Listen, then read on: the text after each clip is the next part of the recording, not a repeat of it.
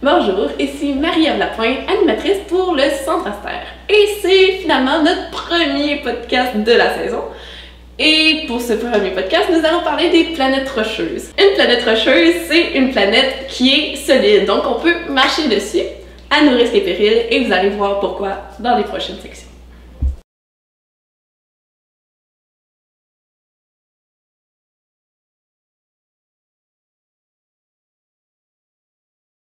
Donc, dans notre système solaire, nous avons 4 planètes rocheuses. Donc, dans l'ordre, on a Mercure qui est la plus proche, Vénus, la Terre et Mars qui est la planète rocheuse la plus éloignée du Soleil.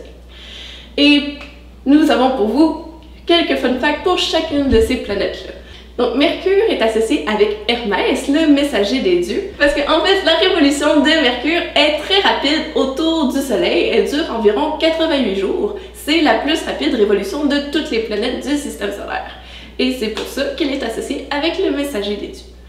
Sinon, une autre chose qui est très intéressante avec Mercure, c'est que c'est la seule planète qui n'a aucune atmosphère.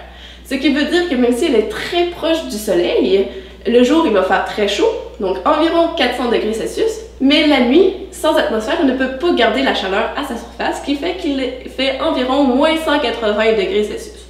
Un gros changement qu'on ne veut pas vraiment vivre. Et en plus de ça, vu qu'elle n'a pas d'atmosphère, elle n'est pas protégée des impacts de météorites, ce qui fait qu'elle ressemble beaucoup à la Lune. Une dernière chose qu'on peut observer avec Mercure est son orbite qui est anormale comparée à celle des autres planètes.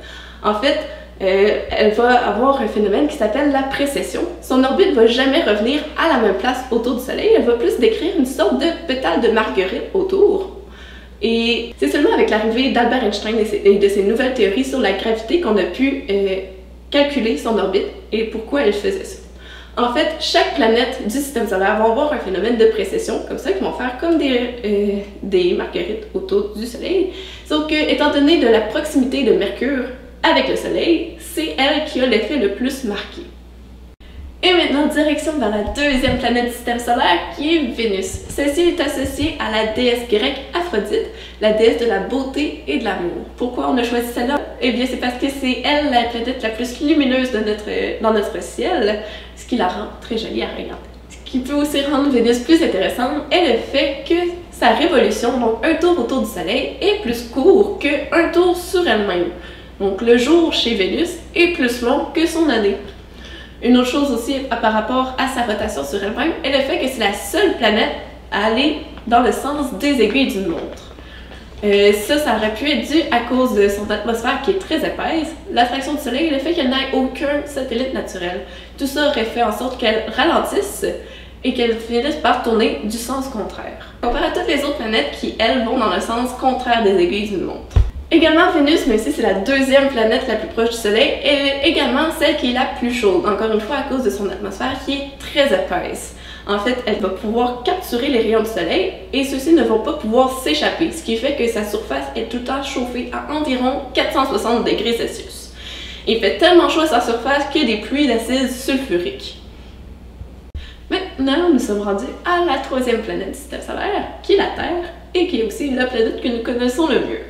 La planète Terre n'a pas suivi la nomenclature romaine comme les autres planètes, et ça, en fait, c'est parce que les anciennes populations, les anciens peuples, l'avaient déjà appelée la Terre nourricière, vu qu'elle nous nourrit, nous les humains. Sinon, on a toutefois surnommé la planète Terre la planète bleue, en raison qu'elle est constituée d'environ 70% d'eau, ce qui fait que, vu de l'espace, elle est très bleue.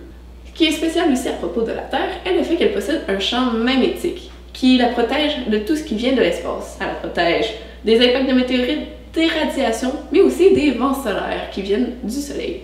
En fait, les vents solaires vont venir suivre le bouclier magnétique de la Terre jusqu'au pôle où il y a des failles. Dans ces failles-là, les vents solaires vont venir chauffer les gaz de l'atmosphère, créer un phénomène qui s'appelle l'ionisation. Et cela va créer des belles couleurs qu'on peut observer quand nous sommes proches des pôles. En fait, ce phénomène-là va s'appeler les aurores boréales quand nous sommes au nord et des aurores australes quand nous sommes au sud. Et sinon, la dernière chose à propos de la Terre, en fait, on pourra en nommer beaucoup plus, mais on va s'en tenir là pour aujourd'hui. La Terre est aussi la seule planète où nous avons trouvé de la vie dans l'immensité de l'espace, c'est la seule que nous connaissons, abritant la vie. Et c'est peut-être juste une raison de plus pour admirer sa beauté à tous les jours et la chérir de plus en plus. Et donc nous sommes rendus à notre dernière destination de la journée, notre planète Mars, qui est la dernière planète rocheuse du système solaire. La planète Mars, dans la mythologie grecque, est associée au dieu de la guerre Arès, en raison de la couleur rouge de la planète qui rappelle au sang versé durant les champs de bataille. Pourquoi en fait Mars est rouge? C'est seulement à cause qu'elle est composée de beaucoup de fer et à cause de l'oxygène présent dans l'atmosphère, le fer a été oxydé, créant de la rouille. C'est pourquoi on la voit de cette couleur-là. Sinon, Mars aurait, il y a très longtemps, ressemblé à la Terre, parce qu'il y aurait eu de l'eau liquide à sa surface. Cependant, on n'en a plus, et ça c'est parce que le champ magnétique de Mars est beaucoup plus faible que celui de la Terre, ce qui fait que les vents solaires auraient pratiquement tout éradiqué l'atmosphère de Mars, ce qui fait que présentement, la température moyenne à la surface tourne aux alentours de moins 60 degrés Celsius, ce qui est beaucoup moins propice à avoir de la vie et de l'eau liquide à la surface. Et finalement, Mars a aussi 2 satellites naturels, ou 2 lunes, qu'on appelle Phobos et Deimos. Quand on traduit en français, ça veut dire peur et terreur. Ta ta ta ta. En fait, ces 2 satellites-là ne ressemblent pas du tout à la Lune vu qu'ils ne sont pas ronds. Ce sont en fait des astéroïdes, donc des patates de l'espace, qui, selon les théories, auraient été il y a très longtemps dans la ceinture d'astéroïdes, qui est de l'autre côté de Mars, mais à cause de la gravité de Mars, ceux-ci auraient été attirés par la planète et se seraient mis en orbite autour d'elle.